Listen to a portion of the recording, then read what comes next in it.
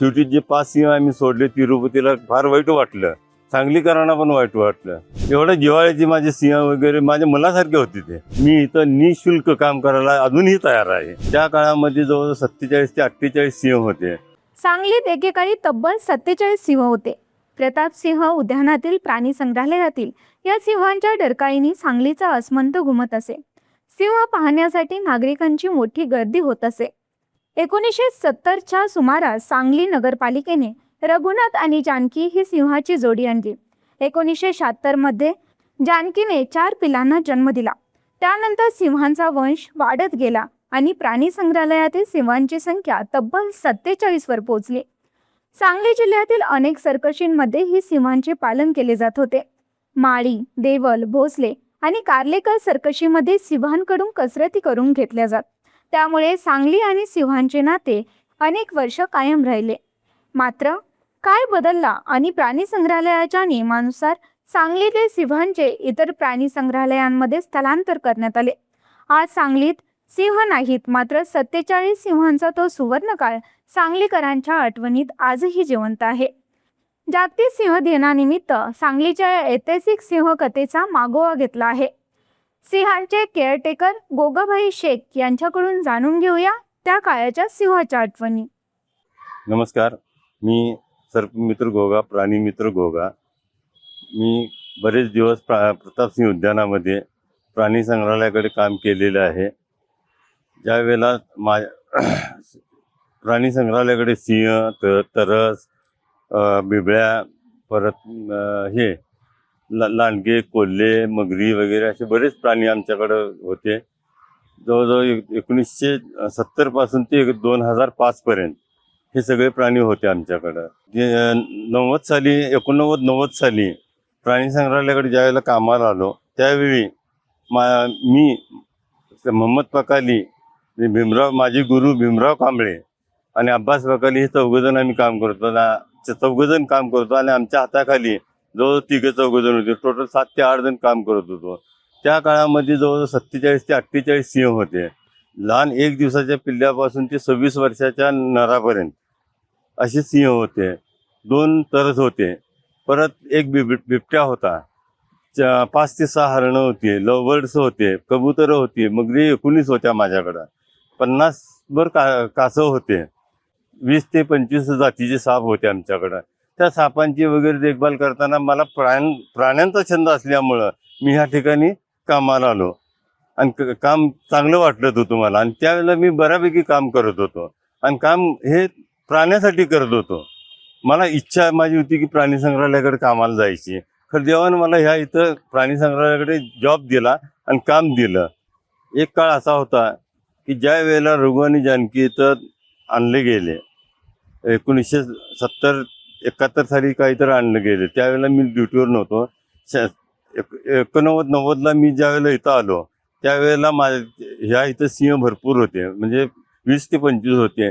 मी आल्यानंतर जे सिंह वाढत गेले, इतके वाढले की बरेच वाढले. आणि त्या सिंहाबरोबर एवढं जिव्हाळा लावला होता मी त्या सिंहावर माझ्या मुलाप्रमाणे मी प्रेम करत होतो. जणू की ती माझी मुलंच आहेत असं मी त्यांना सांभाळ करत होतो. आणि त्या सिंहाची नावं वगैरे मी ठेवलेली होती. त्या काळामध्ये अमेरिकेचं आणि ह्याचं युद्ध चालू होतं. त्यावेळेला एकाचं नाव मी जॉर्ज बुश आणि एकाचं नाव सद्दाम हुसेन ठेवलं होतं. परत एक यशवंत नावाचा एक सिंह होता. यशवंत नावाचा सिंह मी सोलापूरला पाठवला, म्हणजे महानगरपालिकेने सोलापूरला पाठवला. हारून रशीद, बरकत आणि काली म्हणून एक होती माझी, तिला ह्याला पाठवलं तिरुपतीला. बेंगलोरला 10 सिंह पाठवले. विशाखापट्टणमला 10 सिंह पाठवले. बोरिवली नॅशनल पार्कला जवळजवळ 10 सिंह पाठवले. बोकारो स्टील प्लॅन्ट बिहार तिथं 3 सिंह दिले आम्ही. सोलापूरला पण 1 सिंह दिलेला आहे.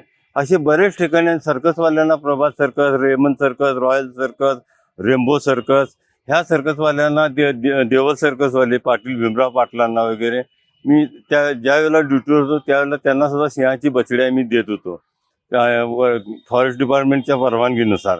आणि आपली महापालिकेचे वगैरे ठराव पास वगैरे करून त्यांना आपण सिंहाची पिल्ली त्या काळात दिलेली. देऊन सुद्धा आमच्याकडे 47 सिंह होते. आणि 47 सिंह होते आणि त्याची देखभालीसाठी आम्ही रात्रंदिवस एक करत होतो. त्यावेळीची असं होत होतं की इनब्रीडिंगमुळं एकाच वंशावळातले असल्यामुळे ते एसेटिक लॉयन आणि आफ्रिकन लॉयन हे एसेटिक लॉयन मैसूरच्या झूमधनं आपण इकडे घेतली होती नर मादी. म्हणजे रघुवानी जानकी मी नाव जे घेतलं ते रघुवानी जानकी. रघु जानकीपासून एवढी उत्पन्न होत गेली. त्यावेळेला आमच्या पूर्वीच्या लोकांनी कोणचली, मनारकली, लक्ष्मी वगैरे अशी नावं ठेवलेली होती. कोणाची सरस्वती वगैरे बऱ्यापैकी नावं ठेवलेली होती.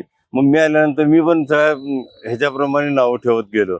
सगळ्यांनी नावं ठेवून आणि ती सिंह अशी घाबरत होती की प्रेमानं जवळ पण यायची आणि घाबरायची पण तेवढीच.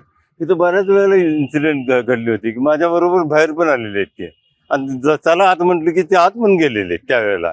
म्हणजे असं काय नव्हतं की अंगावर येणे, कोणाच्या धावून अंगावर जाणे, असं कधी प्रकार. मी जवळजवळ 10 सिंहांच्या पिंजऱ्यामध्ये जाऊन काम करत होतो, ट्रीटमेंट देत होतो, खायला घालत होतो. कधीही माझा ॲक्सिडेंट एक वरबडलेलं सुद्धा नाही मला. 47 सिंहापैकी एकही सिंहानं मला वरबडलेलं नाही. बऱ्यापैकी मी काम करत होतो आणि मला चांगली ओळखत होती. माझी बुलेट आत आली की सगळे सिंह जाळीवर असे हात उभे करून थांबायचे आणि जोरजोराने ओरडायचे. आणि त्यांचा ओरडणं आणि दरकाळी विश्रामबाग ते जवळजवळ कुपवाडपर्यंत ऐकू जात होती. खरं ती कसं शांत वातावरण रात्री 2 ते 4च्या सुमारास पूर्ण वातावरण शांत असलं नाही ती 4-4, 5-5 किलोमीटर त्याची डरकाळी जात होती. आणि तिथली लोक आम्हाला म्हणायची सिंह आलाय काय आलाय इथं, वाघ आलाय काय. मग ते आणि ह्याच प्राणी संग्रहालयाला फॉरेनची सुद्धा लोक यायची बघायला. एवढे सिंह इथं कशी काय पैदा होत्या, कारण का इथलं सांगलीचं वातावरण एवढं चांगलं होतं सिंहासाठी. फक्त ते इनब्रीडिंगमुळे मरा लागल्यामुळे ते सगळं हे झालं. आणि शेवटी 2005चं जे पूर आलं त्यामुळं आपलं प्राणी संग्रहालय पूर्ण बंद नाही पडायला पाहिजे होतं. शेवटी एक खंतच आहे आमच्या मनात. शेवटी जे 5 सिंह आम्ही सोडले तिरुपतीला फार वाईट वाटलं, सांगलीकरांना पण वाईट वाटलं. शेवटी काय नशिबासमोर कोणाचं काय चालत नाही म्हणतोय ना आपण, ते झालं. ती NGOची दिल्लीहून NGO काय तर संस्था होती, त्याने आल्याने हे सगळे शेवटीचे 5च्या 5 सिंह पूर आला म्हणून तेवढं निमित्त झालं आणि माझी शेवटी 5 सिंह पण सोडून आलो. मी स्वतः जाऊन सोडून आलो. त्यावेळेला काय मला ते सहन झालेलं नव्हतं. एवढं जिव्हाळ्याची माझे सिंह वगैरे माझ्या मुलासारखे होते ते. अजूनसुद्धा मला फार वाईट वाटतं त्या सिंहाबद्दल. आता मी एकटा सहज असं घरी बसलो आणि अल्बम वगैरे सहज बघता त्याची सिंहाची वगैरे माझ्या स्वतःच्या सिंहाची असल्यासारखं वाटतंय. आणि त्या सिंहाची फोटो किंवा माझा व्हिडिओ वगैरे बघितला तर डोळ्यातनं पाणी येतं आणि आठवण येतात त्या. हे अजून पुन्हा आपल्या इथं प्रताप सिंह उद्यान जागं व्हावं आणि तयार व्हावं इथं. ह्या इथं आता जे अधिकारी वगैरे आहेत त्यांनी पुन्हा सिंह आणावे किंवा प्राणी संग्रहालय चांगल्या मोठ्या प्रमाणात उभं करावं. मी इथं निःशुल्क काम करायला अजूनही तयार आहे.